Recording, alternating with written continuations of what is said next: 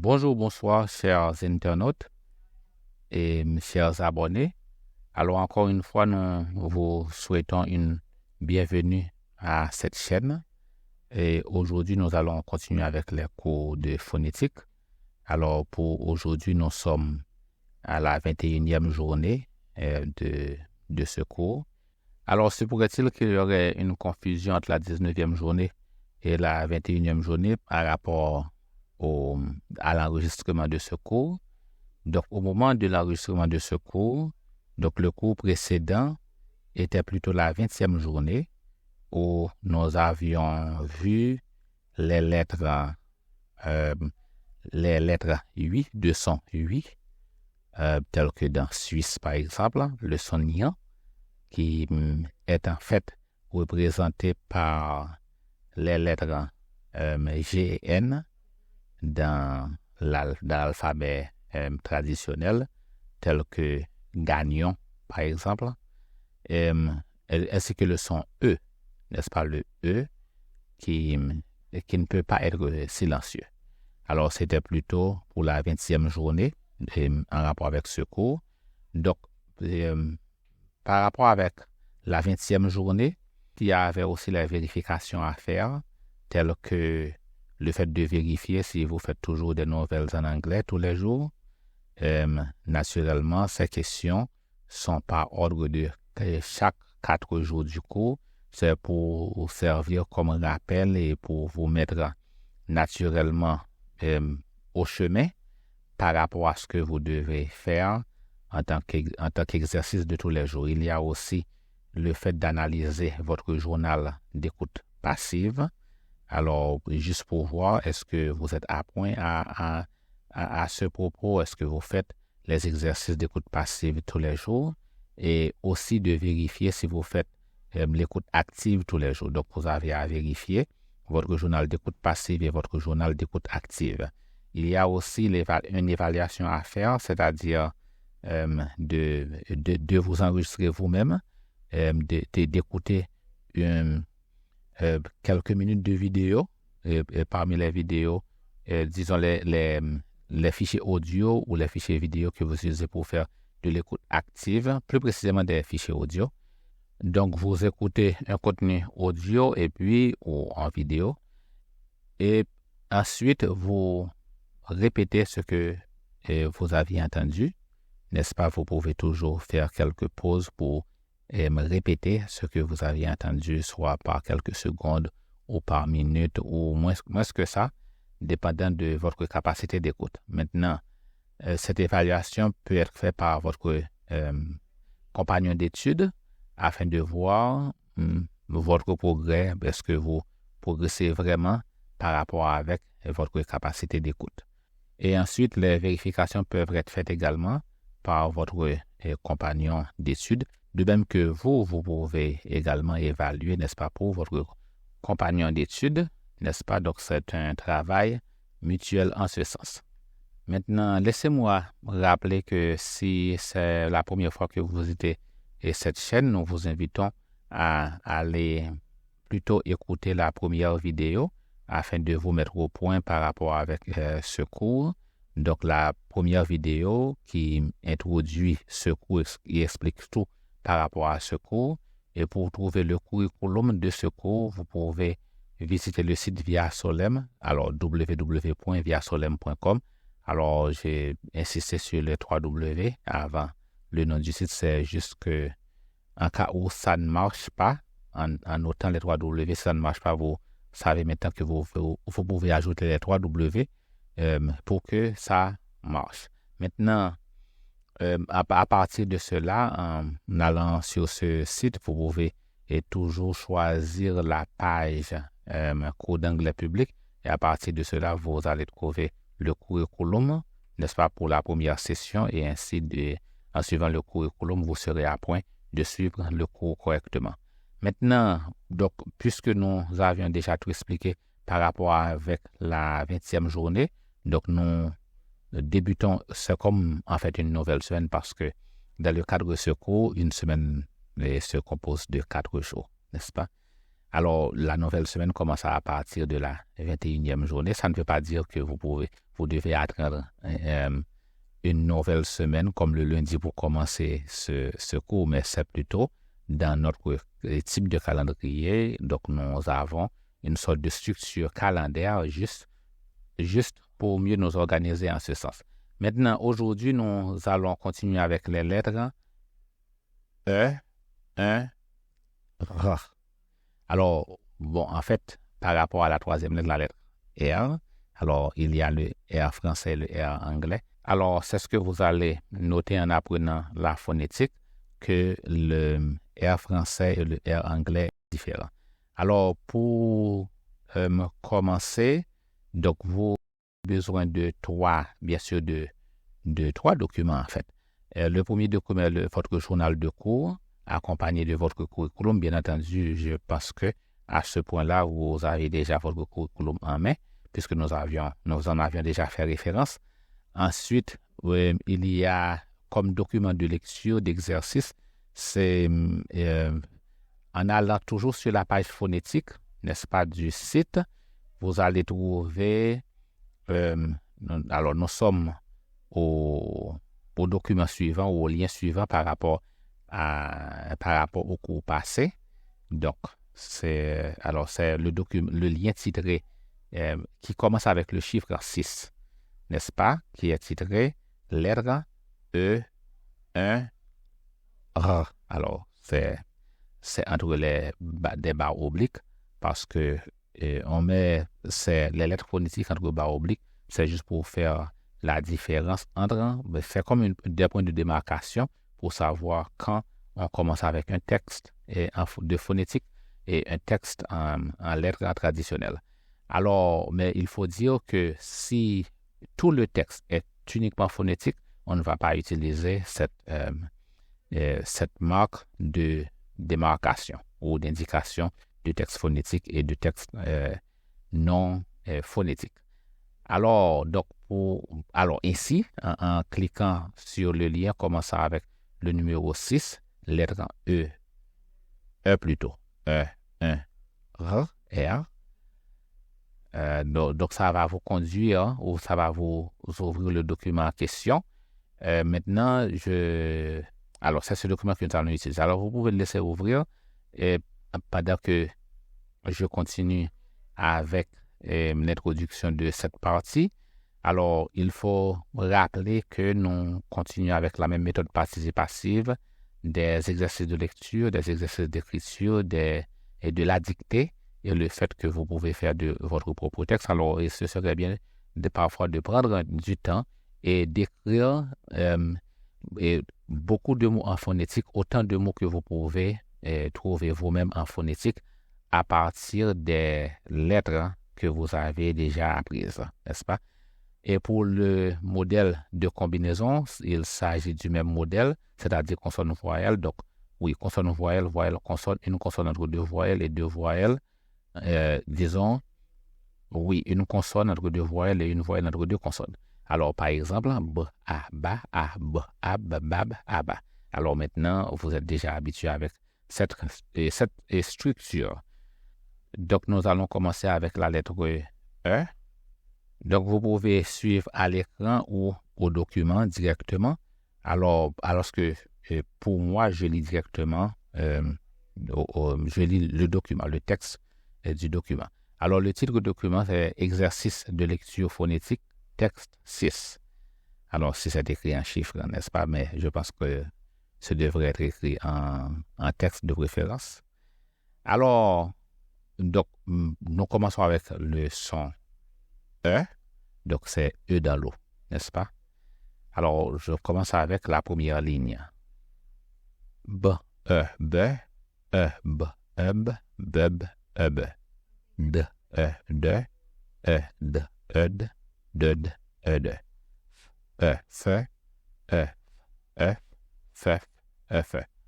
Alors, là, il s'agit plutôt beaucoup de syllabes. Alors, peut-être que vous pouvez déterminer des syllabes qui font partie d'un mot, tel que be, bœuf, n'est-ce pas? Ensuite, Alors, bœuf, en fait, est-ce qu'il y a œuf, n'est-ce pas, un œuf? Donc, un mot comme ça. Peut-être que vous pouvez voir d'autres mots vous-même. Maintenant, poursuivons avec la ligne 4. Y, ye, y, œil, yeuil, œil. G, g, g, ug, gug, ug. Oui, oui, oui, oui, œil. Alors ici, il y a le mot œil. Donc, vous voyez comment ça s'écrit, n'est-ce pas?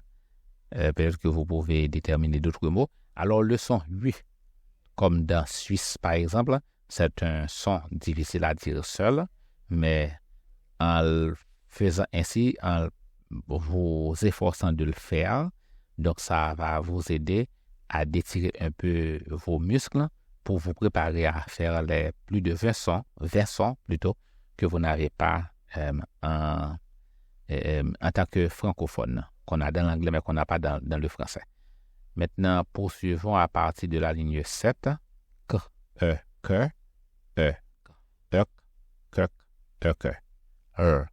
Le, lel, m, me, mem.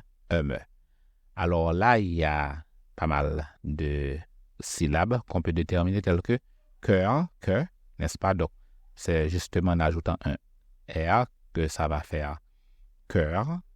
Il y a aussi meur pour mœurs, meur, c'est un mot en fait, n'est-ce pas? Meur, mœurs, l'heure, n'est-ce pas? Ça fait partie d'un mot, l'heure, l'heure, et ainsi de suite. Maintenant, poursuivons avec la ligne 10. N, ne, n, nun, nien, nieu, nien, nien, nieu. P, pe, up, up. Donc, on a des syllabes telles que peuple, peur, n'est-ce pas? Alors, je dis une partie, n'est-ce pas? Alors, en disant syllabe, je parle la partie d'un mot ici. Donc, on n'a pas vu le mot peuple ici, mais on a la syllabe peu, n'est-ce pas? Pour faire le mot peuple. Maintenant, continuons à partir de la ligne 13. Se, es, se. T, te, te. V, ve, veuve. Alors, il y a le mot veuve, le mot sœur, n'est-ce pas? Sœur. Est-ce qu'il y a d'autres mots? Peut-être que vous pouvez en déterminer, mais œuvre. Donc, on comprend que c'est tout simplement en ajoutant le signe qui correspond au son R qui va faire œuvre, là où l'on a la syllabe œuvre. Bien, alors poursuivons avec les lignes. Finissons plutôt cette partie avec les lignes 16 et 17. W, we, wew, z, ze, z. Alors, ici, donc comme d'habitude, ce que vous allez faire, c'est le fait d'écrire cette partie, n'est-ce pas? Ça, c'est la méthode participative. Ça va vous aider à bien assimiler ces points, ces notions. Ensuite, c'est le fait de prendre de la dictée. Et ensuite, pour continuer avec l'autre section de ce texte. Maintenant, poursuivons avec le son E, n'est-ce pas? Alors, le son, n'est-ce pas? Et le phonème 1. Voilà. Alors, nous sommes là à partir de la ligne 18. Alors, on comprend que 1, c'est le son E qui devient 1 nasal. Donc, on a E, 1. Donc, la bouche se forme de la même manière, n'est-ce pas, en tant que forme de base. Maintenant, donc, on est dans le son 1 qui est une adaptation nasale du son E. Alors, on poursuivons. Alors, c'est pourquoi on a le signe, n'est-ce pas, qui indique le son nasal. Donc, je ne me rappelle pas le nom parce que c'est un mot compliqué quand même, la façon dont on nomme ça. On nomme ce signe. Je crois que c'est tilde, mais c'est compliqué. Maintenant, poursuivons avec la ligne 18. B, un, ben, un, b, un, b, bumb, un, ben. D, un, d'un, un, d, un, d, dund, un, d'un. Un, fin, un, f, f, f. Alors là, on a le mot, est-ce qu'il y a d'un? Alors, d'un, c'est pas un mot entier, c'est deux mots, mais quand même, on voit comment ça s'épelle, d'un, n'est-ce pas? D'autant plus qu'on l'a en deux mots de toute façon. Dans la ligne 19, les deux premiers, c'est d'un, de toute façon. Et on a le syllabe fin pour défunt, par exemple. Donc, vous voyez, vous pouvez écrire défunt parce que vous avez déjà appris et toutes ces lettres. Donc, défunt, n'est-ce pas? Est-ce qu'il y a d'autres? Est-ce qu'il y en a d'autres? Alors, vous pouvez essayer de trouver vous-même. Maintenant, poursuivons avec la ligne 21. Y, un, y, un, y, un, y, un, un, g, un, g, un, g, un, g, gang, un, g. Oui. Un, un, un. Alors, est-ce qu'il y a des mots ici? Gain, est-ce que gain fait partie de syllabe d'un mot? Bon, peut-être.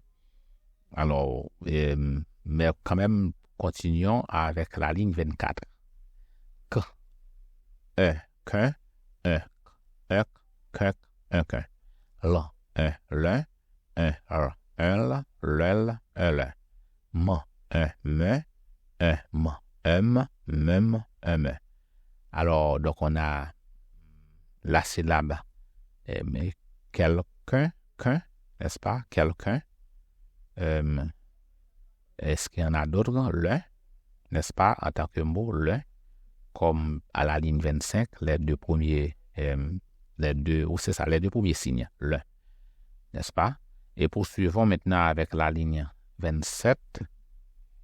N, ne, n, un, nun, un. Nya, nien, nien, un, nien, un. Pa, pe, up, pep, up. Alors, on a, est-ce qu'on a des mots ici qu'on peut discerner? Alors, il faut dire que pour certaines combinaisons, peut-être qu'on aurait du mal à les trouver dans des mots, dans des noms communs, mais ça ne veut pas dire qu'on ne peut pas les trouver dans des noms propres, n'est-ce pas? Et comme je le dis, en faisant ce type d'exercice, c'est ce qui va vous aider à bien assimiler les exercices pour les phonèmes anglais. Bien. Maintenant, poursuivons avec les lignes 30 à 32. Un, sain, un, s, ses, s, t, un, te, un, et, tet, et, v, un, v, un, va, ev, vev, un, v.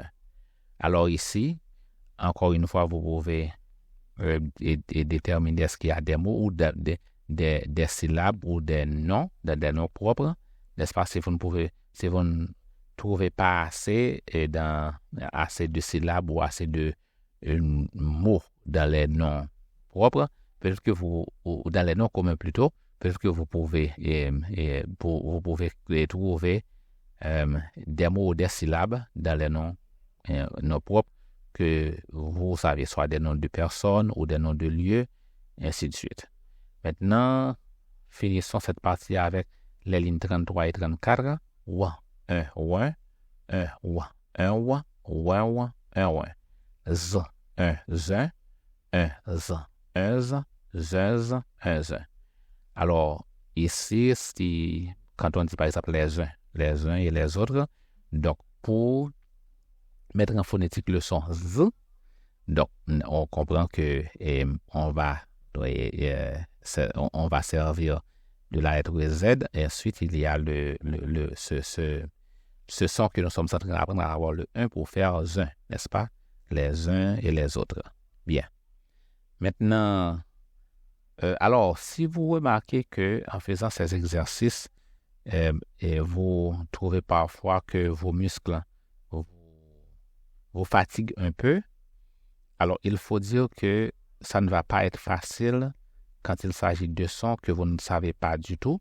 Alors, ça va être, ça va vous faire plus d'efforts quand il s'agit des phonèmes anglophones, anglais plutôt que vous n'avez pas dans votre langue.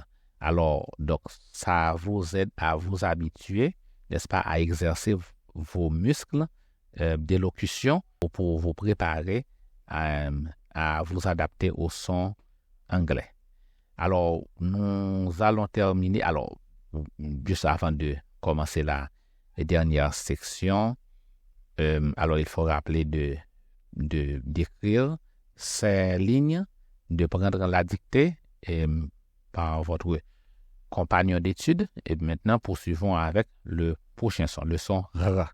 Alors, au lieu de dire son R, je dis plutôt R. Pourquoi? C'est parce que, comme je l'ai expliqué juste au début du cours, c'est parce qu'il y a plusieurs sortes de R. Il y a le R espagnol, le R anglais, le R français. Donc, ces trois, ce même symbole dans l'alphabet traditionnel représente trois sons différents pour chacune de ces langues, n'est-ce pas? Alors, en phonétique, on les distingue. Donc, le R français, c'est le R majuscule au sens dessus, n'est-ce pas? Sens dessous. Donc, c'est dessus-dessous. Donc, c'est le R français. Donc, le son du R français, c'est ra, ra, ra. Alors que pour le R anglais, c'est ra, ra, n'est-ce pas? Donc, et le R, le son qui représente le son R, c'est la même lettre qu'on a dans l'alphabet traditionnel français. Donc, vous voyez la différence ici? Donc, en minuscule de préférence, encore. Voyez-vous, donc le R minuscule de l'alphabet français représente le son R anglais en phonétique internationale. Maintenant, nous allons commencer avec la ligne 35, R, A, Ra. Alors, j'ai mal débuté puisque c'est le son anglais qui m'était venu à l'esprit. Donc, alors, disons plutôt en français. R, R, A, Ra, A, R, Ar, Rar, A, Ra. R, R, A, Ra, A, R, Ar, Rar, A, Ra. R, un, Ran, un, R, Ar, Rar, A, Ra. Alors, vous voyez que pour les deux premières lignes, A et A, alors, si selon votre accent, n'est-ce pas, ça peut être difficile selon votre accent. Alors, si vous êtes plutôt habitué avec le son, le mot à l'accent A, donc ça va naturellement être facile. Mais si vous n'y êtes pas habitué, ça va être plus difficile. Mais il faut dire que ce A, on l'a exactement en anglais. Donc, naturellement, c'est une occasion de vous y habituer parce que une fois que vous l'avez appris ici, nous n'allons pas avoir une autre leçon pour le son A, qui est différent du son A en anglais. Maintenant, poursuivons. Alors, est-ce qu'il y a des mots que vous pouvez voir ici? Rang, par exemple, le rang, ra, et autres mots que vous pouvez discerner. Maintenant, poursuivons avec les lignes 38 à 40. R, or, roi, or, or, roi, or, r, un, roi, un, r, ar, roi, ar, r, et, ré, et, r, r, rire, et, ré. Alors, les mots ici sont évidents, tels que rond, or, ainsi de suite. Donc, alors, poursuivons avec les lignes 41 à 43. R, E, re, E, r, heure, heureux. R, e, ré, R, R, ver, r. rein. Alors là encore, les mots sont évidents tels que rein, n'est-ce pas? Est-ce qu'il y a d'autres mots que vous pouvez discerner ici? Alors remarquez que le E, n'est-ce pas, de la ligne 41, c'est le E qui peut être aussi silencieux, tel que dans retard, on ne peut pas dire tard. Donc, par conséquent, il ne s'agit pas de ce E-là, n'est-ce pas? Donc, mais peut-être que vous pouvez discerner quelle partie de mot où l'on n'aurait pas nécessairement à insister sur le E ou accentuer le E. Alors, ici, dans le cas de la ligne 41, c'est de ce E qu'il s'agit. Maintenant, poursuivons avec les lignes 44 à 46. R, I, ri, I, ir, rire, iri. R, o, ro, o, or, ror, oro. R, e, re, e, ra, heure, reur, heureux.